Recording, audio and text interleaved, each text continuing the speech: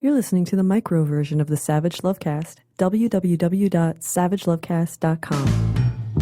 If you're stuck in a relationship quandary, or if you're looking for sexual harmony, well, there's nothing you can't ask on the Savage Lovecast. There's a lot I could talk about at the top of today's show. The Republican Party's new and horrible and obscene tax bill, or Mike Locker-up Flynn's guilty plea, lock his ass up. How about that? Or the mounting evidence that Trump is impaired on its 25th Amendment time in the city. Or I could treat you all to my annual Christmas isn't sexy and there are already enough unsexy pictures of naked people in front of Christmas trees with bows on their junk, so there's no need for you to put that pic you took last night online ever rant. But I think I'm going to open with a little sex advice instead. Unsolicited advice, everyone's favorite kind. This is for the guys out there who are worried that the current cultural reckoning about sexual assault and harassment, or as some have called it, this witch hunt, but actually it's a warlock hunt, and there are way more warlocks out there than anyone realized, and those bastards probably needed culling. Anyway, some guys out there are worried that this reckoning is going to put an end to flirting and criminalize any quote-unquote workplace romances.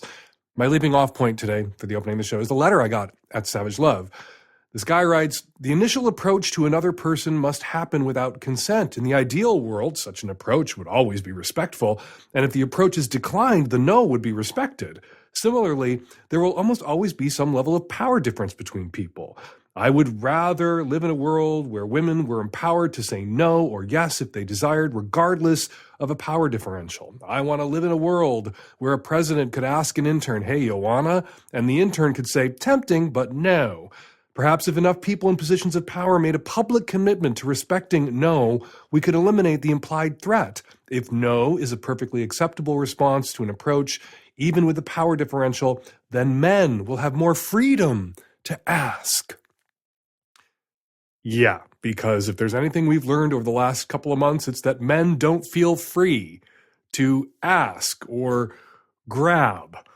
All right, that's unfair. Let me back up just a little bit. Shitty men feel free to ask and or grab. Shitty men feel entitled to do whatever the hell they want, while conscientious men are more cautious and thoughtful and respectful. Perhaps some are so cautious and thoughtful and respectful that they can't even bring themselves to make an approach at all. And maybe if we lived in a world where all things were equal, men and women for starters, the social norms proposed by my reader here would be workable. Men could ask for whatever they want, and women could say no without fear. And presumably women could ask too if, women experienced sexual desire in the absence of malattention. But we don't live in that world, and I don't see that world coming into existence anytime soon. That said, I do think consent can exist in the presence of a power differential. It often does. And the initial approach, asking someone out, asking someone if they might be up for dinner or drinks or dick, often exists, yes, in a kind of pre-consensual limbo. You don't know that the answer is no until you ask. And if someone asks you out respectfully and you say no, and they leave you alone and don't bother you or ask you out again and again and again, and there isn't a huge power differential that makes just an ask feel coercive, that's not sexual harassment. But guys, you have to remember, we have to remember that women are socialized to defer to men, and that we are all primates hardwired to defer to power. Sometimes we abuse our power over others knowingly and maliciously, looking at you, Harvey Weinstein. Sometimes we aren't considering our relative power and wind up abusing it thoughtlessly. And then there's violence. We have to factor that into the conversation too. We have to remember that too. A dude making that initial approach can feel as if he's framing it in an entirely non-threatening manner, rolling it out in a non-threatening manner. The intent of the approacher, usually male, can be non-threatening. The approacher can be ready to hear that no and respect that no. But the approachee, usually female, can experience that approach very differently. Because men don't move through their lives deflecting near constant unwanted sexual attention. And we aren't subjected to epidemic levels of sexual violence. And consequently, we don't live with the daily fear that we could be the victims of sexual violence at any time and in any place, like Matt Lauer's office. Women do live with that fear daily.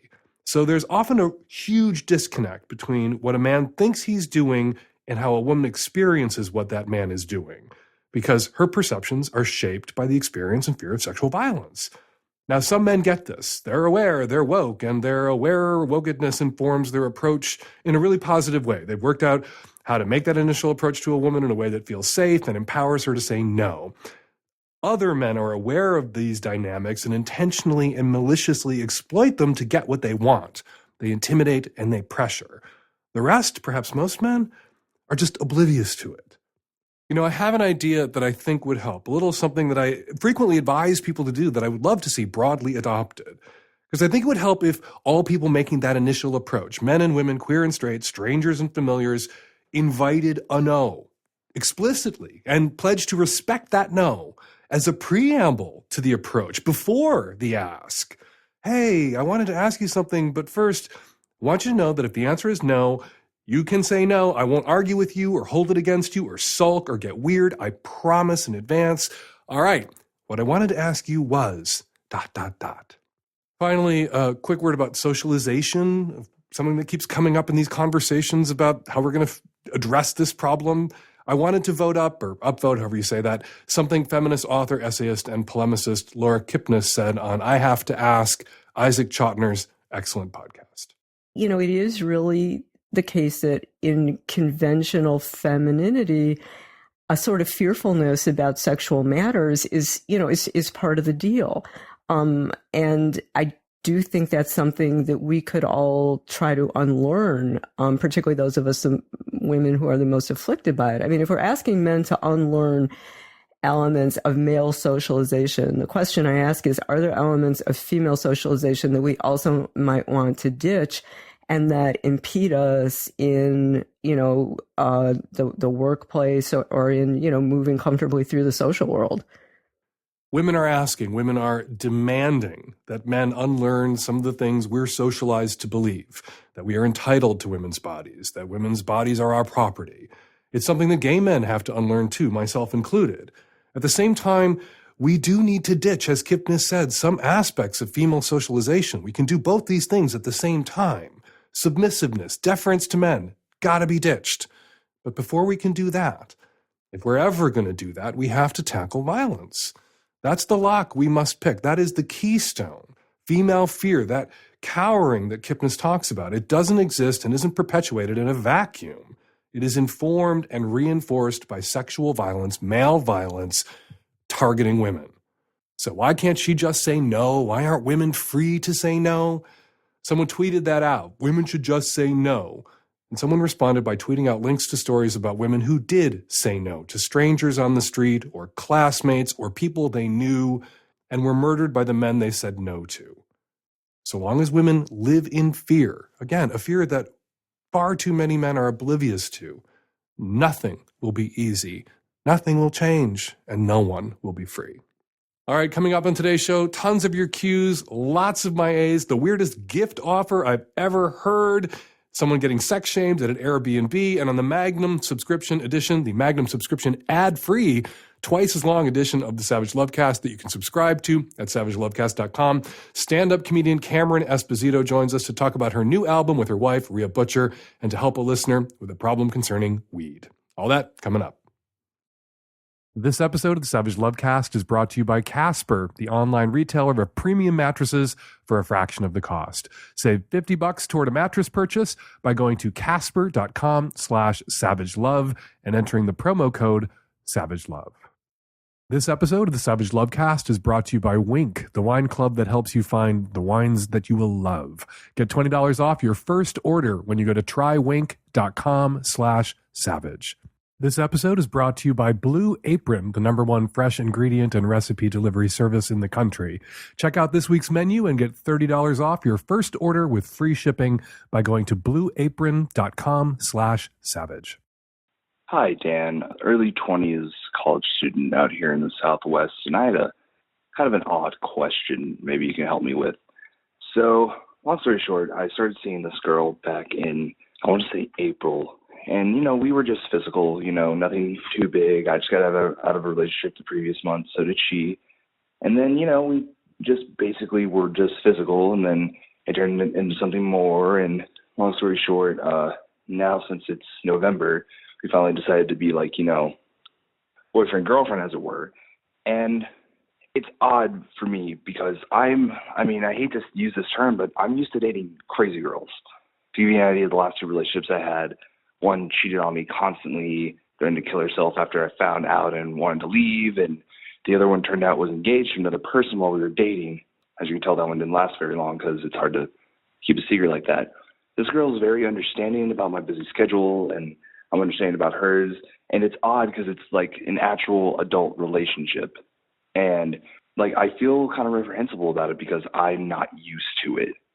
I mean, I care about this girl. I really, really do. I want to be with her and she wants to be with me and everything's fine. But is it normal to have this feeling of kind of oddness whenever you date someone that isn't, insane? Are you disappointed that your new girlfriend isn't crazy like your exes were all crazy? Is it that you got used to being in relationships with people who generated a lot of drama? Are you one of those people who regards drama as proof of passion and proof of the intensity of the connection? That, say, your ex with the fiance, did you look at that and think, well, I'm so hot, I'm so attractive that this person was willing to risk all that or toss that all away, and that made the intensity of the connection or the sex or the moments that you did share with this person that much more titillating, that much more interesting and compelling? Are you a contributor to this, to this dynamic that you keep ending up in relationships with girls who are nuts? Because I'm not sure why you're calling, except to say, phew, you should be calling to say, oh my God, thank God I finally met somebody sane after a string of not very sane folks in my dating and romantic life. And sometimes we draw the short straw by accident several times in a row. Sometimes we need to look at the choices we're making and ask ourselves if we're intentionally seeking out this kind of drama and damage.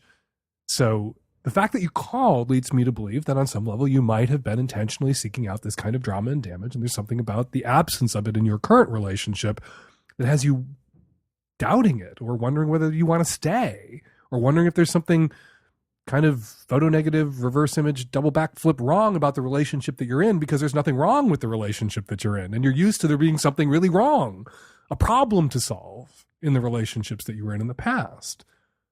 So I would encourage you to think about the choices you made in the past. Think about whether they were intentional. Ask yourself what it is that you want. And if you want drama and conflict, get yourself a therapist, because drama and conflict come in all relationships, all long-term relationships. However low conflict they are, however sane the person that you're with, no two people are a perfect fit. You don't have to seek out drama and complication and craziness, because that will come in its own course. That will come in due time.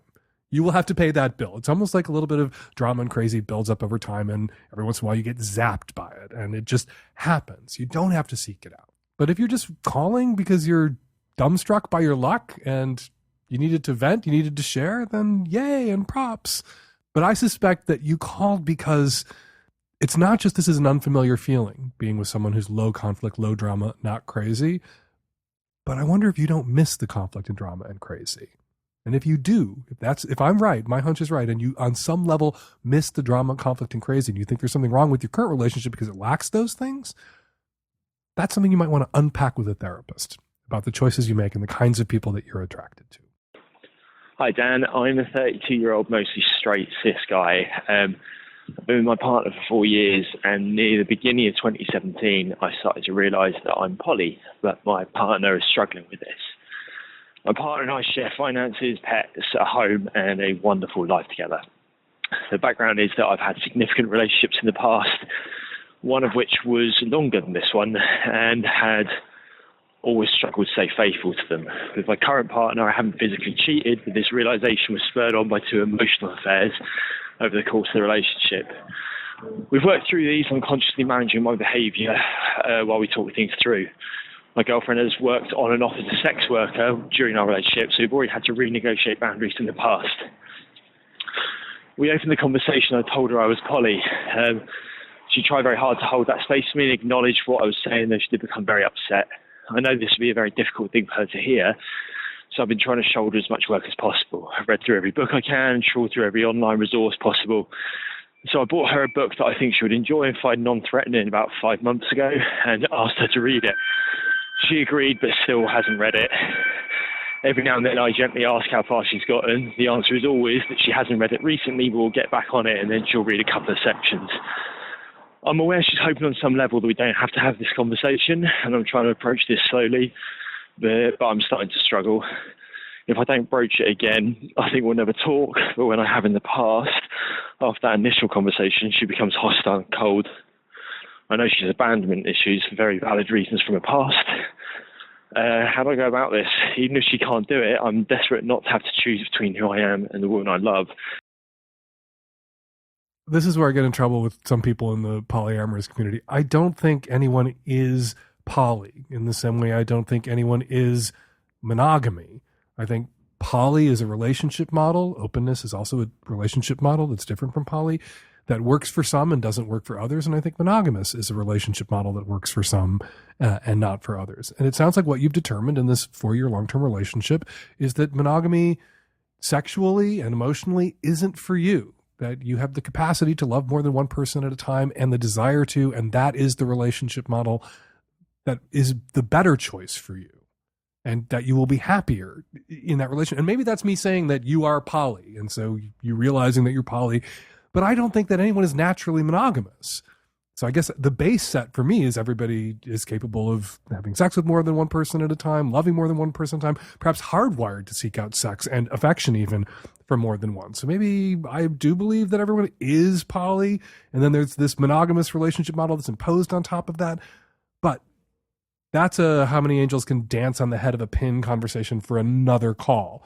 You need to talk to your girlfriend about what it is that you want going forward, about the price of admission you're willing to pay and the price of admission you are not willing to pay.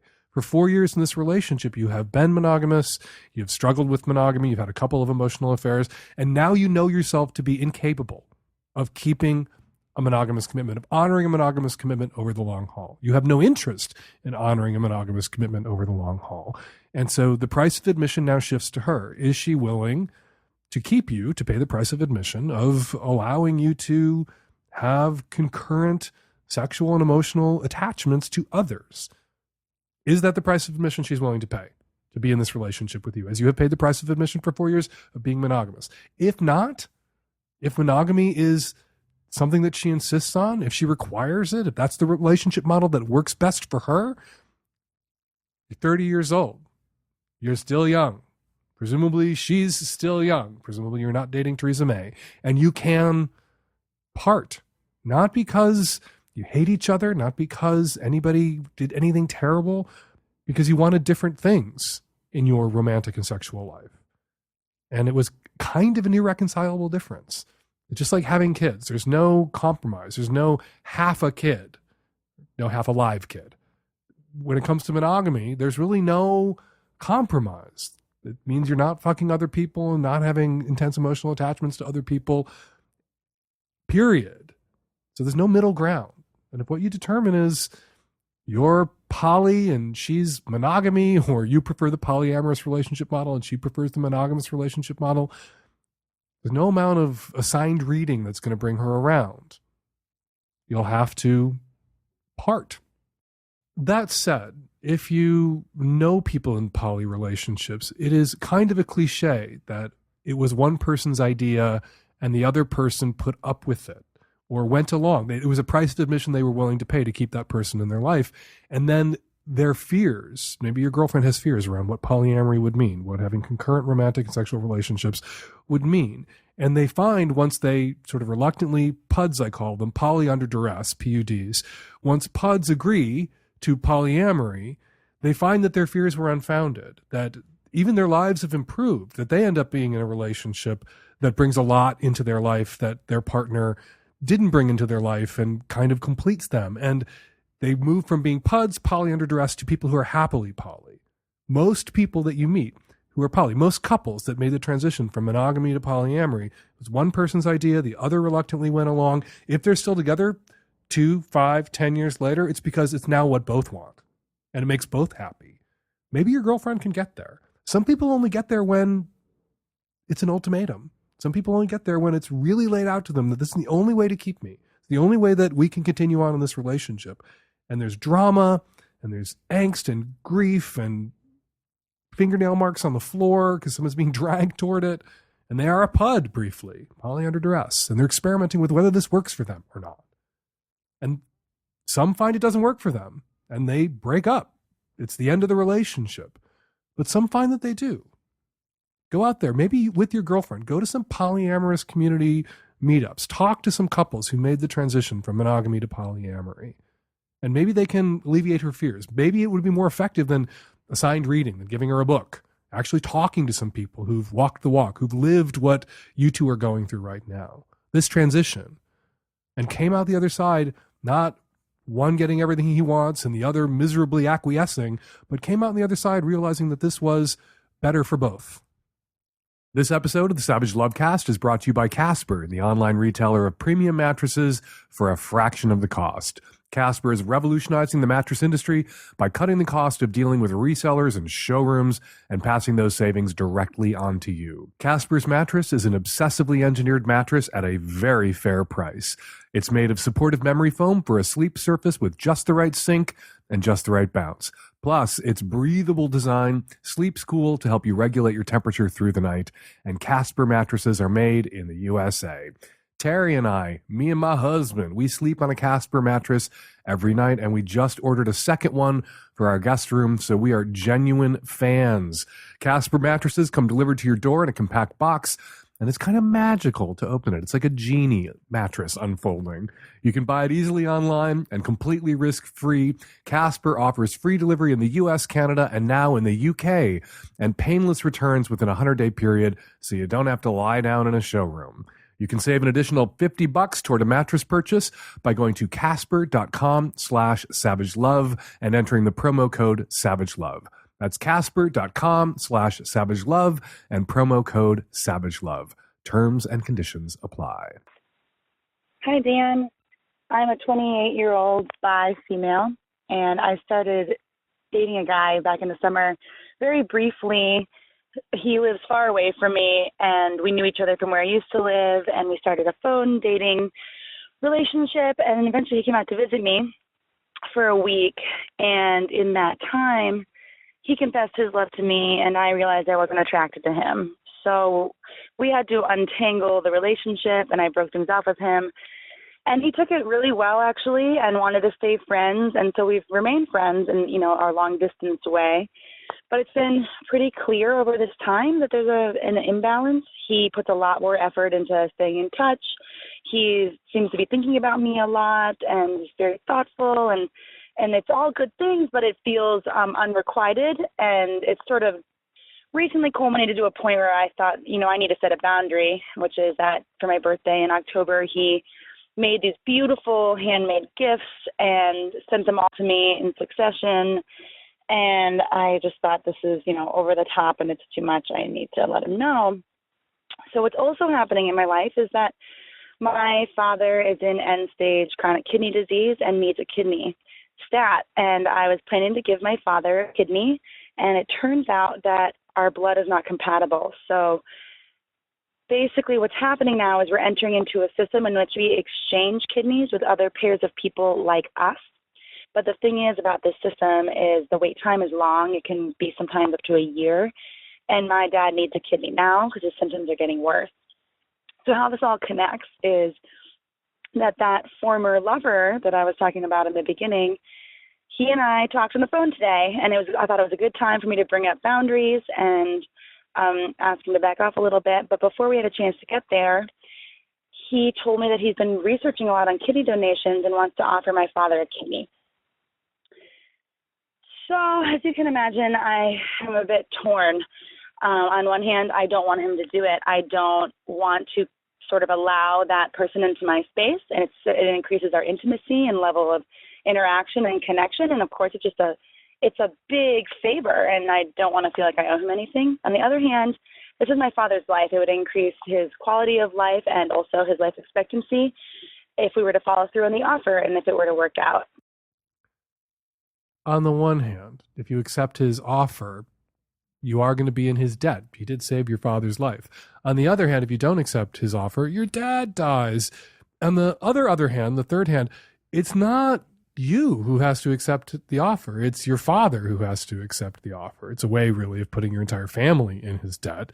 And maybe he's hoping your whole family will rally to his side, will root for him, will pressure you to date him again. But if that's not going to happen and never going to happen, you should just tell him that. And you should recuse yourself from the whole conversation. Look, if you want to talk to my dad about giving him a kidney, that's a conversation that you can have with my dad. It doesn't involve me because you are not my boyfriend. You are a stranger to me. We are not together. If you have this altruistic impulse that isn't going to get you into my pants, that in no way is going to make me feel obligated to date you again or see you again, please offer my dad your kidney.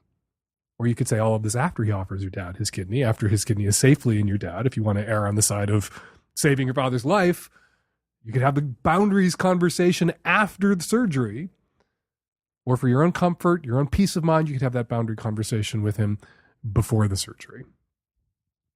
This is a sex and relationship advice podcast, and everyone knows that a glass of wine, strategically employed, isn't exactly necessary to facilitate what we're talking about here. But, well, sometimes that glass of wine can really help. Introducing Winc, spelled W-I-N-C. Winc makes it easy to discover great wine because Winc's wine experts select wines matched to your taste. Personalized for you, shipped right to your door, and starting at just $13 a bottle. There's nothing like coming home to a box of delicious Winc wine selected just for you. It's the best day of your month, I promise. Just fill out Winc's palate profile quiz, answer a few simple questions that your average store clerk wouldn't think to ask and couldn't translate into a wine recommendation. Questions like, how do you take your coffee? And how do you feel about blueberries? Then Winc sends wines curated to your taste. The more wines you rate, the more personalized your monthly selections become. And each month there are new delicious wines like the super popular Summer Water Rosé and Folly of the Beast, the Pinot perfect for the season. Winc also makes a great gift this holiday season. You can send personalized gift cards and let your recipients choose their wine from Winc's great selection. You don't have to guess what they like. Winc will figure that out. No membership fees, skip any month, cancel any time. Shipping is complimentary, and if you don't like a bottle they send you, they will replace it with a bottle you will love. No questions asked. Discover great wine today. Go to trywinc.com/savage. You'll get $20 off your first shipment. That's trywinc.com/savage for $20 off. And to support the Savage Lovecast again, trywinc.com/savage. Hi, Dan. I am a longtime listener in Chicago. I have a question for you. My boyfriend of a year and I are about to move in together, and that's wonderful. And a year has just been a good pace and enough time, to get to know him. But the problem is that he went ahead and decorated my daughter's bedroom for her. My daughter is 6. And he just took it upon himself to just do it all out, just her room the way that he saw best fit, because it has to match the house. When my daughter saw her room, she burst into tears, screaming and crying for the last month that she didn't get to pick. I'm kind of drawing the line with these Groucho Marx posters, because what little girl wants to look at pictures of an old man? I just don't know if he did this to be nice, and helpful, and like, oh, that's so sweet to surprise her, even though, the bedroom looks like a hospital room, or if he used it as a tool of control, and if it's manipulative, like I want what I want. And so I just don't know whether or not I should file this away in my red flag filing cabinet. How do I go about talking to him about this without seeming ungrateful? I've tried to put stuffies and Hello Kitty dolls on the bed and trying to make it more inviting. We've bounced back from motels and domestic violence shelters and couches, and talk about not being able to really choose your decor there. And I just want her to feel welcomed and that this is her room. But none of it reflects that it is. So I would love your advice. Don't move in with this motherfucker. Period. The end. Don't move in with this motherfucker. Your 6-year-old girl is crying for a month, and he is putting his foot down and insisting that the room has to match the rest of the house. What kind of emotionally manipulative bullshit is that? And yeah, that's a red flag, but I think that's the first of many flags to come. What he's signaling to you is your daughter's feelings matter less than his desire not to have a thematically consistent decoration scheme throughout the house, which no one does and is complete bullshit, but to control you and manipulate you and to separate you from your daughter. He's putting you in a position where you're having to choose between your daughter's sense of emotional security, your daughter's desires around creating finally for herself a space that's her own, and his feelings and his desires. He's putting you in a position where you have to choose between him and your daughter, and it won't be the last time if you acquiesce. If you want to move in with this guy, you go to him and say, I am not moving in with you if this can't be undone. It is her room. Let her decorate her room the way she would like it decorated. If he can't let Groucho Marx go, if he can't let this 6-year-old girl that he's going to be the step parent to, potentially, have her own room in her own way, what else is he going to deny her? How many other ways is he going to find to come between you and her, to pit you against each other in the years ahead? Yeah, this is a test. It's sort of like all those times I say, this is when you tell somebody one thing about you and their reaction tells you everything you need to know about them. You need to go tell him one thing about you, that you will not put up with him pitting you against your daughter, that you will not put up with him prioritizing a decorating scheme over your daughter's sense of safety and security. And his reaction to that one thing that you're telling him, tells you everything you need to know about him.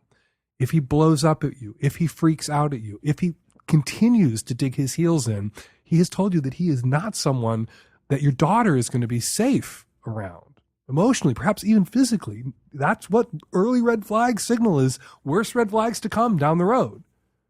So yeah, if he insists, if he blows up, if he's an asshole, and you know what? The fact that right now you're afraid to have this conversation with him is a red flag all by itself. Which is why I opened my response with, don't move in with this motherfucker. But if you want to give him one last chance, go to him and say, you can't do this to a 6-year-old girl. You can't do this to my 6-year-old girl. If you are taking us in, if we are moving in together, you have to let go of control of this space. It is her room, and she has to make it her own, for her own sense of safety and comfort, particularly after the traumas that she has endured in the last 6 years. Don't move her in with some dude whose first impulse is to re-traumatize your daughter, to inflict a new trauma on her. That is a fucking Mayday parade's worth of red flags. Call us back and please let us know how that conversation with him went. And again, you're telling him one thing. You're not going to let him do this to your daughter. He's telling you everything. His response tells you everything you're going to need to know. Blue Apron is the #1 fresh ingredient and recipe delivery service in the country and certainly in my house. And Blue Apron's mission is to make incredible home cooking accessible to everyone, including formerly hopeless in the kitchen types like me. With the holidays coming up, you can boost your cooking game by trying Blue Apron. Blue Apron helps you improve your cooking skills because they give you step-by-step instructions and offer a huge selection of cuisines and cooking styles. If you are new to cooking, Blue Apron is a really great way to start. Here are some menu items coming up this week. Baked deviled chicken with sweet potatoes and collard greens, and black rice sesame noodles with beet bok choy and peanut salad. Check out this week's menu and get $30 off your first order with free shipping by going to blueapron.com/savage. You will love how good it feels and tastes to create incredible home-cooked meals with Blue Apron, so do not wait. That's blueapron.com/savage. Blue Apron, a better way to cook. Hi, Dan and the gang. I am calling about, I guess, a relationship issue. What it is I'm an organic farmer growing organic vegetables, flowers, and herbs for about 12, 13 years now. And I work on somebody else's farm now, and they have guns. And currently going through a little bit of anxiety with all the things that have been happening lately. And I literally don't, I feel like making an ultimatum of it's frickin' me, the expert in the field, the only one that knows what's going on actually on your farm, or the guns. I don't want to be around them.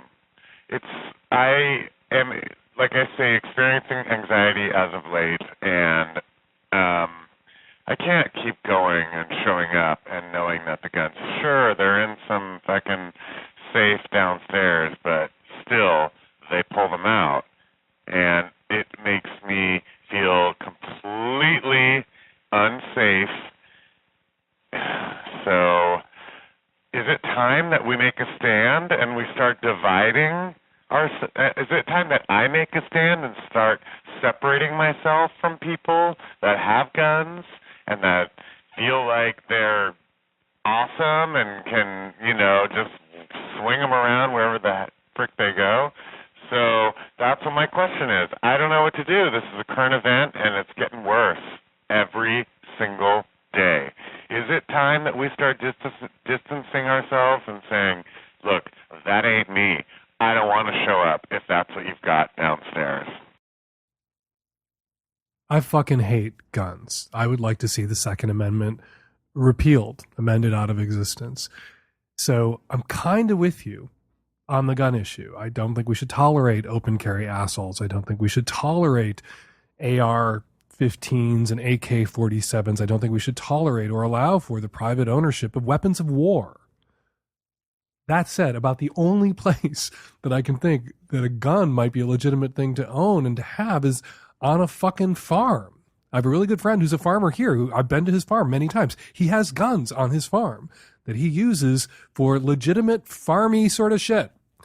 He raises pigs and slaughters pigs himself. And he puts down pigs, he puts down his own animals with his own rifle. And that's why he has a gun on the farm. Also has the gun on the farm because every once in a while there's probably a predator that has to be taken out. And I don't want to hear about that, but that probably happens. He doesn't have an AR-15. He doesn't have an Uzi. He doesn't have a machine gun. He doesn't have weapons of war. But he has on the farm a gun that he uses for farm appropriate, gotta have a gun reasons. Wouldn't want him slaughtering pigs with a hammer. That would be cruel and protracted. So the question I would ask you, and you didn't offer any of this information, is those guns, they're in safes. What guns are they? And when they do haul them out, for what purpose do they haul them out? Are they hauling out a bunch of those crazy fucking weapons of war that insecure gun fondlers in America own millions of and fantasize about using them for the only thing that they're designed to be used for, which is mowing down as many humans as quickly as possible? Are those the guns that the people on this farm who are relying on your expertise own? And you don't want to be around those kinds of guns or around the people who would own those kinds of guns, people who fantasize about killing a lot of people, then yeah, you should walk and you should tell them why you're going to walk. But if the gun that they own is a shotgun or a rifle that is appropriate to farm work in a farm setting, and it's in a safe when it's not being used, as my friend's gun is on his farm, then I think you're being a little rigid and a little black and white and a little doctrinaire. And you need to allow for the fact that, and I need to allow for the fact that no one hates guns as much as I hate guns, especially in urban settings. We need to allow for the fact that there are places and times when private gun ownership is legitimate. I think that bar should be set a whole lot higher than it's set right now, around licensing, around training, around safe storage, around penalties for people who don't store their firearms safely and then their kids blow their fucking heads off or blow the neighbor's head off or blow mom's head off. Yeah, I'm right there with you on every sort of gun control impulse and on drawing the line, particularly around people who own weapons of war, gun fondlers, open carry assholes. Shouldn't be tolerated. But a farm setting, I want more information before I tell you that you should make a Norma Ray E. There's a 40-year-old pop culture reference for the kids. Norma Ray E. self-conscious or self-righteous stand. Hi, Dan. I'm a 44-year-old heterosexual woman living in a large city in the Midwest. I'm in a wonderful relationship with my boyfriend, and we've recently opened up our relationship to include other couples. It's been great so far. We've met some very compatible people who share our kinks. We recently traveled to another city for a music festival where we rented a basement apartment through a popular room-sharing app. During that weekend, we invited a couple over who we've been with before. They had gotten a babysitter, spent a couple hours with us, and a great time was had by all. When I received my review from the homeowner, she wrote that she heard our loud sexual activity and was sickened to think about the task of having to clean up after us. She said she felt uncomfortable in her own home and that I should have used better judgment. I immediately felt ashamed about the evening, as well as the new lifestyle that me and my boyfriend had really begun to enjoy. But then after a long talk with my boyfriend, we started to think. We probably could have been more considerate about the thin walls, although it was between the hours of 8 and 10 p.m. According to her house rules, it was okay to have guests over, and we did clean up, took out our garbage that included our condoms, and stripped down the bed of linens and put them in the hamper. We agreed we weren't ashamed of our activity with our friends, but felt that this homeowner, who was a young woman in her mid-30s, she had said that her husband was out of town on a guy trip and they had no kids, somewhat sex-shamed us. I wonder if she would have had said anything if she knew just me and my boyfriend were down there having sex. Also, I host my home on this room-sharing app, and I surrender some privacy knowing people are on vacation and have sex and masturbate and pick their nose and so on and so on. So Dan, we need your opinion. We're new to our new lifestyle, and we're wondering if we broke some sort of rule, or was she out of line? You rented a basement apartment. The rules allowed you to have guests over, and presumably there was nothing in the rules preventing you or banning you from fucking the guests you had over during reasonable hours, 8 to 10 p.m. Perfectly reasonable. So, yeah, it seems like your host overreacted and indeed sex-shamed you both, or all four of you. That said, she heard you fucking. She said she was sickened at the thought of having to clean up. Of course, she didn't have to clean up. You guys were responsible. You cleaned up after yourselves, but maybe she was just sickened at the thought of it when she heard you fucking, thinking you were swinging from the chandeliers. And there's a lot of people out there who are really judgy about couples or about group sex, about non-monogamous relationships. And it sounds like she's one of them. Presumably she would have been fine if she overheard a little bit of fucking in her house, if it was just the two of you down there. But when she knew there were four of you down there and she overheard fucking, she freaked out. Because what kind of person has group sex? Well, a terrible person. That's what kind of person has group sex. And a lot of people believe that and continue to believe that because most of the people in their lives who are in open relationships aren't out. So they know people who would do this, but they don't know they know them because most straight people like you, most straight people in open relationships aren't out about it because they fear being judged in just this way, in the same way that this woman judged you. Said you were sickening. Assumed that you too, if you were the kind of people who would fuck another couple or have an orgy, were the kind of people who are going to kick holes in the wall and pee in the tub and shit on the floor. Because, of course, somebody who would do that kind of perverted sex thing can't be trusted not to wipe their ass on your duvet cover. So if I had to issue a ruling here, yeah, you were sex shamed by your host. That said, you gotta know that in this sort of circumstance, you're in someone's house. And with these stereotypes and fears about dangerous sex maniacs and the way they behave, that you were likely to be judged this way. The odds that you were going to wind up renting a room in a house in some little town where there was a music festival from somebody who was group sex positive, really small, vanishingly small. So if you didn't want to risk this kind of review, you needed to be a little sneakier.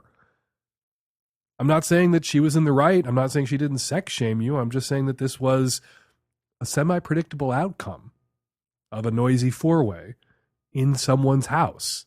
Even though you rented the room, even though the rules allowed for it, a predictable outcome doesn't make it any less of an injustice. It was an injustice. You've been done wrong, but done wrong in kind of a predictable way, in a way that perhaps you could have anticipated. So in the future, maybe get a hotel room where anything goes, or be a little bit quieter and let that be part of the fun, that the four-way is a sneak. It's something you got to get away with. You're putting one over on the proprietor of the little house that you're staying in. That can be sexy, to be naughty, to break the rules. Anyway, there's nothing wrong with you. Don't take it to heart. But in the future, maybe a hotel. I'm calling in response to episode 579 and the guy who was looking for insults to use in place of pussy, because that is such a loaded term. I'd recommend that you try out wimp, coward, dingus, twerp, loser, idiot, shithead, poser, yellow belly, scumbag, clown, weakling, wastoid, and even turd. While it's great that you want to cycle pussy out of rotation in your vocabulary, make sure you're also thinking about why and how you were using that word in the first place, and whether you were contributing to toxic masculinity and the idea that men shouldn't show vulnerability or lack of physical prowess. Hi, Dan. I'm calling in response to episode 579, where a male caller called in and said that his girlfriend didn't like being called dude. Here is why. Young men use dude as a way to convey a very stilted emotional relatedness. And using dude is a way to avoid actually being intimate, unlike used in Broad City, where it ends up having a subversive, endearing quality to it. As a heterosexual woman, being called dude by your partner is actually an avoidance of intimacy, not an expression of it. Hi, I'm calling about episode 579 and that guy whose girlfriend had a problem with being called dude.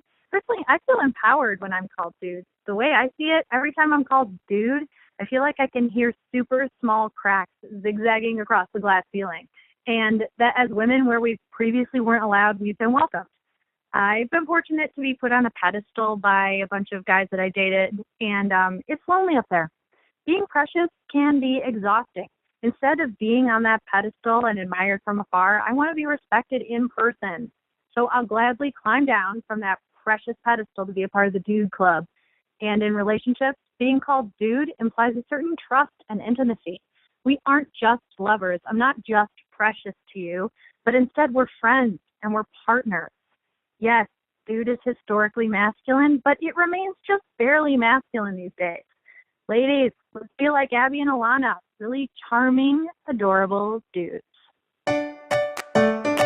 And we're going to leave it there. 206-302-2064 is the number here at the Savage Lovecast. If you'd like to record a question or a comment for a future show, give us a buzz. 206-302-2064. It is the holiday gift-giving season. It is upon us, and we have two great gift ideas for you here at the Savage Lovecast.